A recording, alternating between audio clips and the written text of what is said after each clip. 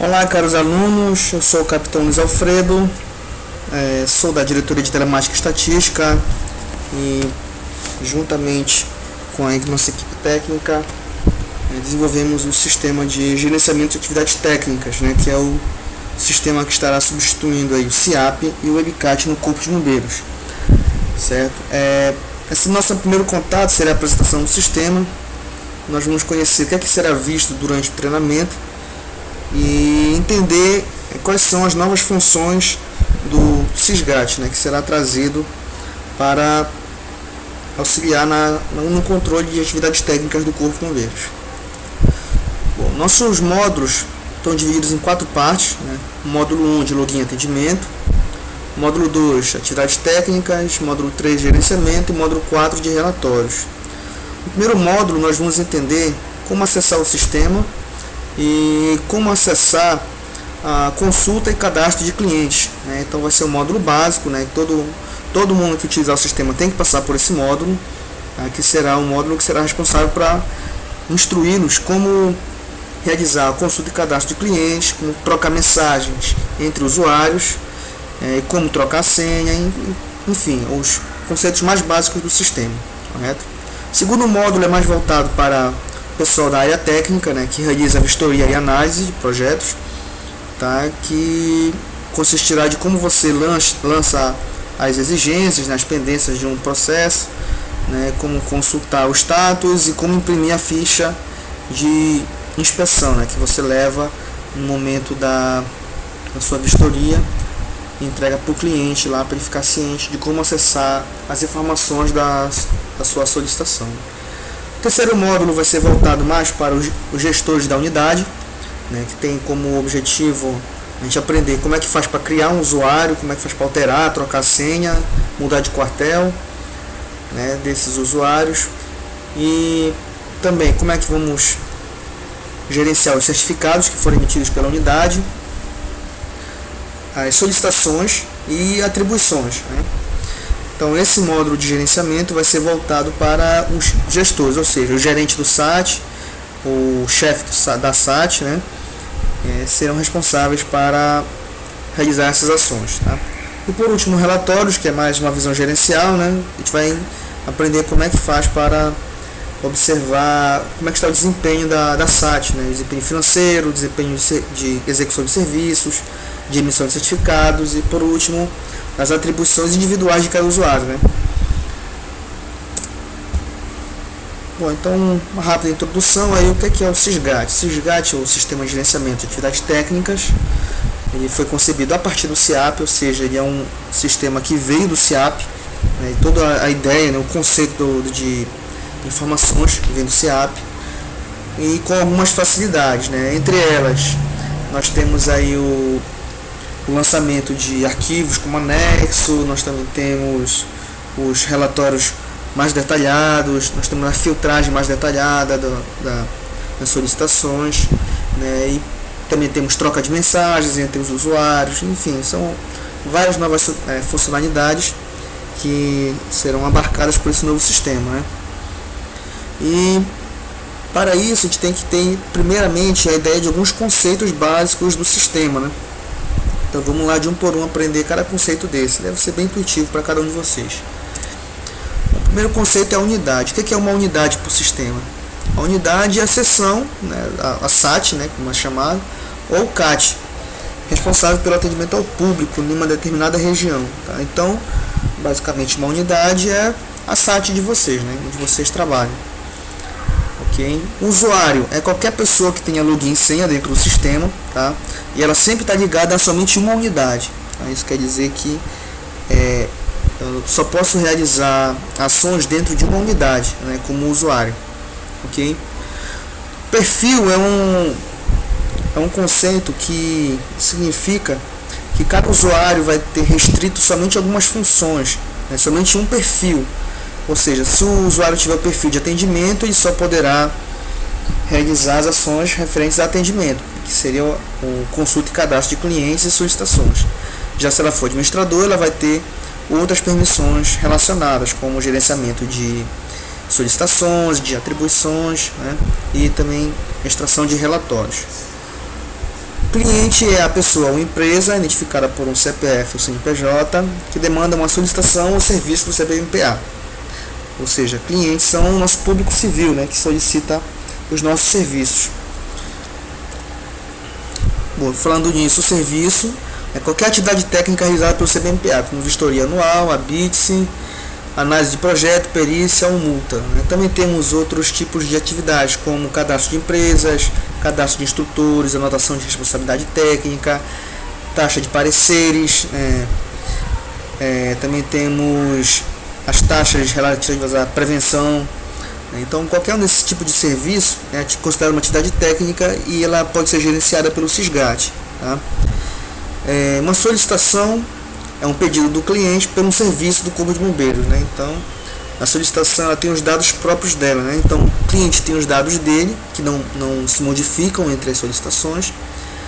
E cada solicitação que o cliente fizer tem umas atribuições diferenciadas. Por exemplo, uma área diferente, o cliente pode pedir uma vistoria em um local diferente, né? Então, tudo isso pode ser abarcado dentro do sistema, né? Atribuição é uma responsabilidade dada a um usuário, ou seja, quando você faz uma atribuição no sistema, você está responsabilizando um dos usuários a efetuar o serviço. Que tipo de serviço pode ser? Fazer uma vistoria, uma análise, uma perícia, qualquer que seja a atribuição dada a ele, né? Então, nós vemos aí que esse conceito de atribuição, antes no SIAP, era somente dada a análise de projetos, né? E agora a atribuição ela é dada a qualquer tipo de atividade técnica, né? Tanto análise quanto vistoria, perícia, multa, né? Então todas essas atribuições elas podem ser dadas a qualquer tipo de serviço, tá? E o WebCat sequer tinha esse item na sua composição, né? O certificado é o documento expedido pelo sistema, né? Ou seja, é o produto final. Após de aprovadas todas as atribuições do processo e feita a revisão e homologação, aquela solicitação recebe um certificado, né? Que nada mais é do que a comprovação eletrônica de que a solicitação foi aprovada, tá? Uma coisa importante a ser observada é que o certificado nosso, a partir da implantação do sistema, será totalmente eletrônico, certo? Então a pessoa não precisa mais ir até a sua seção solicitar uma cópia impressa do certificado. O certificado ele pode ser baixado pela internet, imprimido pelo próprio usuário, né, em papel comum, tá? Que ele já tem todas as seguranças eletrônicas necessárias para comprovar a autenticidade dele, né? Nós temos a comprovação por QR Code, nós temos a comprovação pelo cadastro no sistema, né? Então toda a história de papel timbrado, papel de segurança, ela vai ser abolida pelo novo sistema e seria abarcada somente a segurança eletrônica, certo? Bom, aqui nós temos um esquema de como o sistema está estruturado, né? E como é que as informações fluem dentro do meu organograma, né? Então, primeiramente eu tenho que ter as unidades e o perfil, né, para poder cadastrar um usuário. Então aqui você observa que o fluxo dos dados, né, são de baixo para cima. Então, primeiramente, eu tenho que ter uma unidade e um perfil para poder cadastrar um usuário. Então, o usuário sempre vai ter essas duas informações: qual unidade ele pertence e qual o perfil atribuído a ele, né? Assim como a solicitação, também precisa ter um cliente e um serviço cadastrado. Ou seja, você só vai poder cadastrar uma solicitação quando você já tiver um cliente cadastrado. Então, primeiro você vai cadastrar o cliente, para depois cadastrar a sua solicitação, para depois cadastrar a atribuição, né?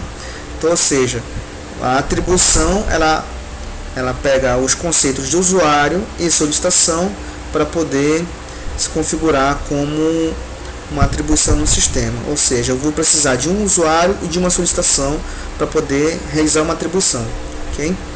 Por último, o certificado, ele abarca somente um certificado para cada uma solicitação, correto? Então, no final, no produto final é apenas um certificado, tá? Então, para cada solicitação que é gerada, pode ser gerado no máximo um certificado, ok? Bom, nós temos aqui os status de atribuição, status de aprovação e status de pagamento, né? São nossas três informações condensadas de como é que está o nosso processo, tá? Nosso processo pode estar com uma atribuição aprovada ou reprovada, né? Uma atribuição pendente ou uma atribuição atrasada. O que é que significa isso? A atribuição aprovada ou reprovada é aquela atribuição que já foi concluída pelo usuário, que já deu um parecer sobre aquele serviço, né? Como aprovado ou reprovado. A atribuição pendente é aquela atribuição que não foi concluída, contudo, ela ainda está dentro do prazo para sua conclusão. Então, toda vez que você cria uma atribuição a um usuário, essa atribuição ela tem um prazo para ser executada, né? Então, se ela ainda estiver dentro do prazo e o usuário ainda não concluiu, ela vai estar como status pendente, né?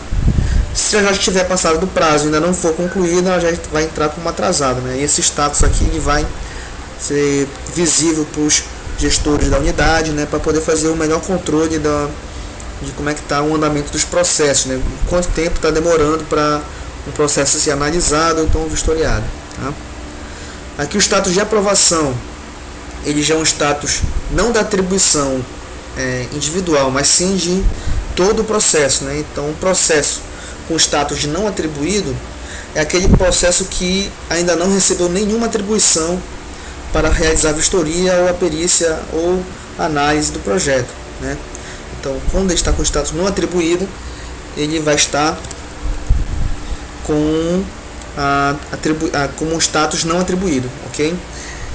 Basicamente, isso aqui vai ser o status mais comum quando a solicitação ainda não tiver sido paga, né? Se ela não tiver sido paga, ela vai estar como não atribuído, uma vez que só é possível atribuir solicitações ao usuário a partir do momento que é registrado o pagamento, ok?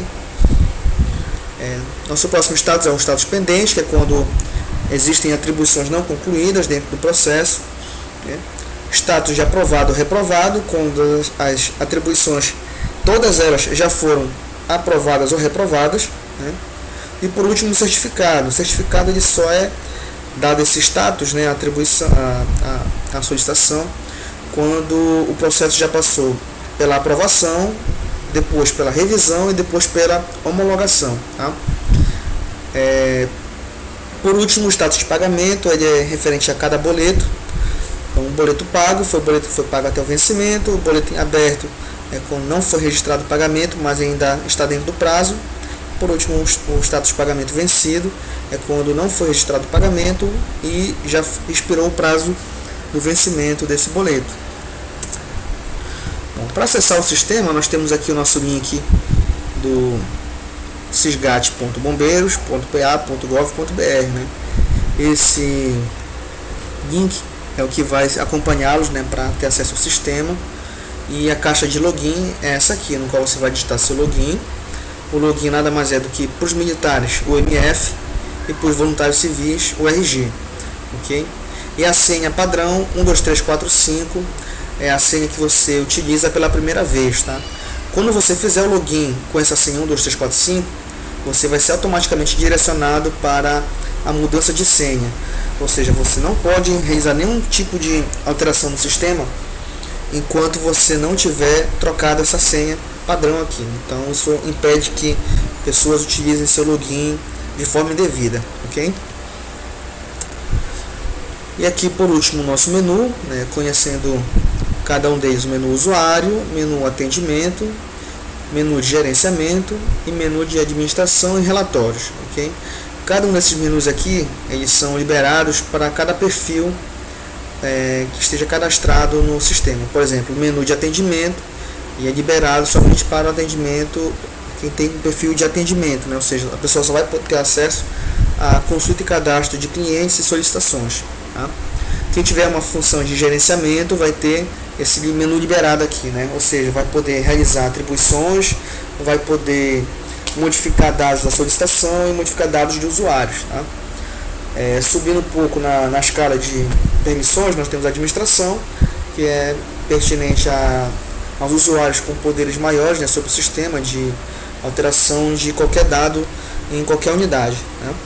E por último, relatórios, que é visível somente para as pessoas que têm um perfil gerencial ou que têm um perfil somente para relatórios, né, como gestores que não estão ligados à área técnica do bombeiro. Ok, pessoal, então essa foi a nossa apresentação. Espero que todos tenham aproveitado bastante e até a próxima videoaula.